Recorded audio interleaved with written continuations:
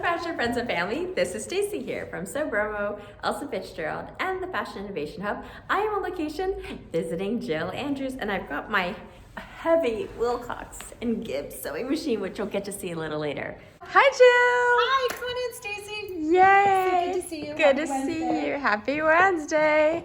Look, friends, do you see this beautiful dress?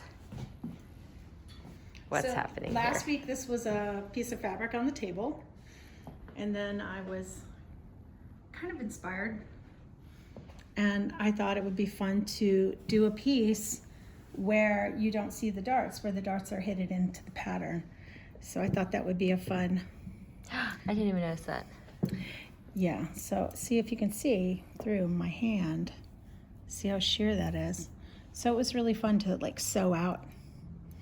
And right now the lining is a flesh colored lining, but then there's a black waistband on the inside to match the black bows. So this is black and that's black. And then I'm going to hem it with you can see there's a little bit of a sheer lining. I'm gonna hem that with a horsehair so it has a nice little bell shape to it. So it's a little bit more formal. How do you feel? I remember you were saying you're a little nervous to work on these fabrics. Like, what shifted where you're like, finished almost 2 dresses now? Yeah, well, they're not quite finished yet, but I think the fact that there was only like a yard of this really intrigued me, and it's less of a burden. Less to work with. Yeah, it's easier to start off with a small piece because then you have parameters. You're like, okay, it has to be a mini, can't have sleeves, there's not enough fabric for that. So what can we do with this little nugget of beauty? So you took a break from, I can see the other one there in the other room. Mm-hmm. That one I still haven't made the belt yet. And I still haven't hemmed the straps, but I have it pulled up on the side. So I was thinking that was kind of a nice little, to show off the little. Oh yeah. This is the horsehair drawer. Wow. Yeah, so all these drawers are full of sewing supplies. Oh, I didn't realize that. Yeah, they're pretty, if you want to have a little tour. Yes. There are ribbons. There are, we hear the grommets and eyelets, and this is for boning tipping fluid, which is a form of enamel. Some of these are cool. These are to make metal eyelets or eaglets on the end of a shoelace. So yeah, it's all, I call that chic elastique. This is boning.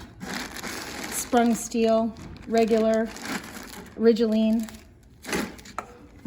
So all this sewing magic. Oh, and then this one is the one that entertains the children. There's a boob drawer. These are actually mismatched. So, but keep the real ones in the drawer in the fitting room. Wow. So then on the bottom of this, you said you were thinking to put the horsehair. Is it? Yeah, Yep. to open it up. Yep. So I'm thinking about using a wide black horsehair hem. And I had a client who was a vegan once, and she said, "You're gonna use horsehair? You can't use horsehair, I'm a vegan." It's nylon, it's okay. It's, it's just this really cool, flexible nylon, and it has a bias to it. So when you're using it, you can make it curve. And actually it has this little string on here if you need to shape it. And they do that in millinery a lot. They use a lot of horsehair in millinery. But and it comes in different colors. Like I said, this is the horsehair drawer. This is a lot of fun. I didn't realize how fun it was until I opened it and it all sprung out. This is a nice wide one. I've noticed a lot of times in the bridal industry, it's really interesting because horsehair has always been kind of an unsung hero. And the fun part, a couple years ago, all of a sudden horsehair was like front and center on all these cool dresses, and still in couture pieces. it's used to give shape and to hold shape and hold like a nice crisp bell shape. So it comes in every single, this is like a nice heavy one. This is a clear horsehair. This is like really a really strange one. I don't use this one often because you cannot press that. Most of the other stuff you can press. And then it comes as narrow as this. Like say you just need a nice little edge on a chiffon. This is perfect to roll up and roll into your fabric, and it gives it a crisp hem with a definition without, you know, being droopy. One of the things that I always do, I always make a little sample. This is actually navy. The black isn't here yet. And like I said, next week you'll see I'll have the hem in there. It'll have a nice finish. Very fun. Goes from casual dress to party dress. Ooh, look at this one. I had a bride that was up on a chair in the reception, so we wanted the horsehair to be fun. Wow, So- pretty. So if you're going to see the inside, might as well have a good time with it. Yeah. So we added a little specialty horsehair. This is also fun to use in millinery. And then we're going to, in a moment, move on to this beautiful velvet. Is this from the same collection? This is all from Wow. the Helen collection. And This color is so pretty. isn't that lovely? Mm-hmm. This is a really nice silk and rayon velvet. These are getting harder to find, definitely online. Isn't that lovely? Yeah. I have a couple sources that I really like. This company will actually hand dye them for you too. Wow. So I believe this might have been, no, I don't think so. I think that's woven. Some of these are just really exceptional. Like I know you can't actually feel it, but it's some nice ASMR. This is a really beautiful, beautiful piece. It's super fine, and the sequins are sewn on in 3 points, and they're flat, so they're just They're lovely. glittering. Yeah, they're super, super sparkly. You hold it up so you can really kind of. And what are you thinking you would create with that one? I mean, this is definitely, I think, form-fitting, kind of strapless, lovely. I'm making a mess of it. But look at that. Yeah, that is beautiful. Isn't that beautiful? Yeah. Simple, clean. You know, this is one of those fabrics where I feel like you don't really need to do much. The talking is in the fabric and not necessarily in the details. This is really cool. This is an embossed velvet, and this is a process that after the velvet is woven, they put it through basically like a block, and it puts the cool pattern into it. Sometimes these embossing techniques are only temporary. Like if you steam it, they'll come back, like old stuff. This one might be a little bit more commercial, so you can see it on the back. Like it might have gone through an actual printing process.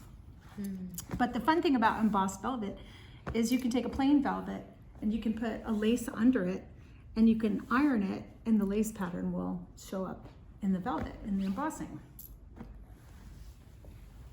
Ooh. A little interesting fact about velvet too, that's kind of a cool thing. Usually they're woven 2 layers and then they're cut between. And a really good velvet has, if you pull out a fiber, it makes a little tiny W.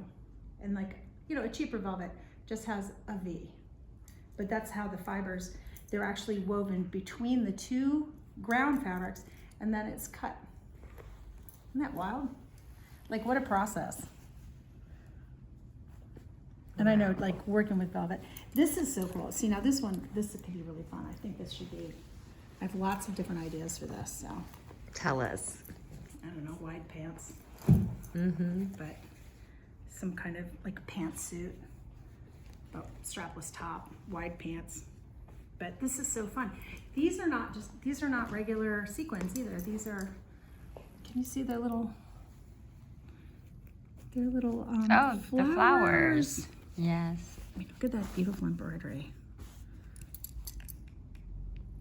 That's pretty. Isn't it nice to feel that? And the little flowers match. I know, it's just so cool. It's so sparkly. Mm-hmm. Originally, sequins used to be made out of celluloid.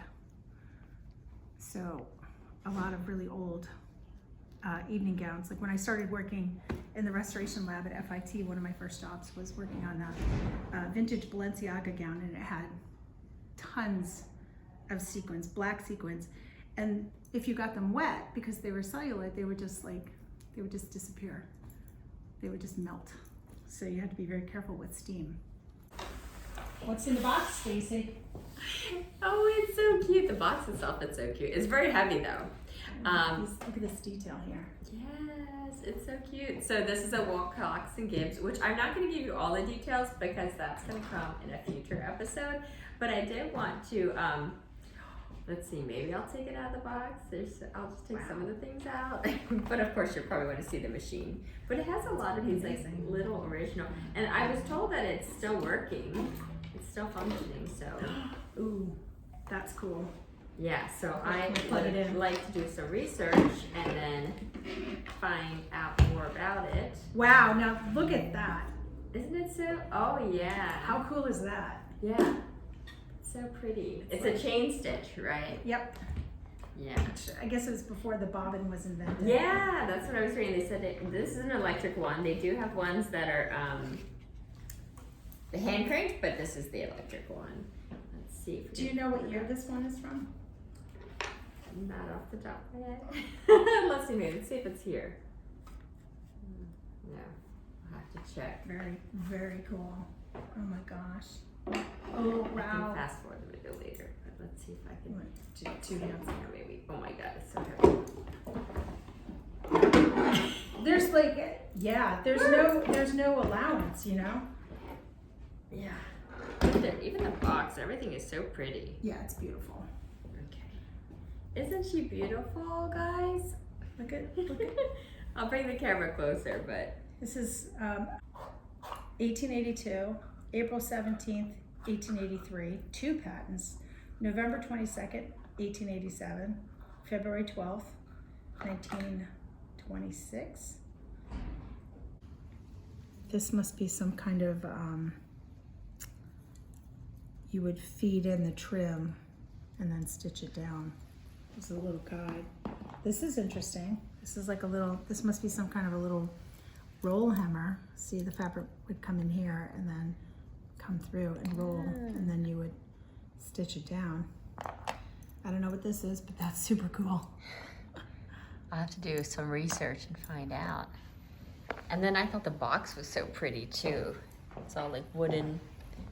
I love the Mm-hmm. Yeah, this is a beautiful machine. Made by Westinghouse. Look, it says that right there. Isn't that cool? Ooh. Well, we'll see. The research begins. I feel like I want to research before I even plug it in and get it going. Not that I would know. I'd have to see the threading since it's different. I mean, everything, even the cord has like a patent on there. So you're saying the cool thing about the chain stitch? A lot. It was kind of that jump from hand embroidery to machine embroidery. It became like a, if you see some really beautiful vintage pieces from turn of the century that have chain stitch embroidery on there. I have a little pair of gloves that have little flowers, and it's all done by the chain stitch machine. So the trick was they didn't have a bobbin. Yeah. Oh. I haven't given it a name yet. I wonder what the flower, are those like grapevines? I think I'm gonna call it ivy. That looks like ivy. Oh on yeah, there you go. I always loved like the ivy on the, I mean, I know that they can erode brick and things like that, but I think it's pretty interesting. With beauty comes destruction, right? These, yeah, look at how beautiful this is. I mean, that little detail on there. Yeah, it still has Yep. it there. Oh, this is Jill's. Dinsmore. They look cute together. So Jill and I have been in discussion as to what's the distinction between finely made garments, everything from things that are made for royal families in the courts to haute couture to, we've actually got a really beautiful piece here that Jill's gonna have to look into a little bit more and maybe reach out to, is it FIT, to try to find the, what did they call it? Provenance? Provenance, yeah. Yeah, the provenance for that garment. About this dress another time. Like skating back in, crawling back into the shot.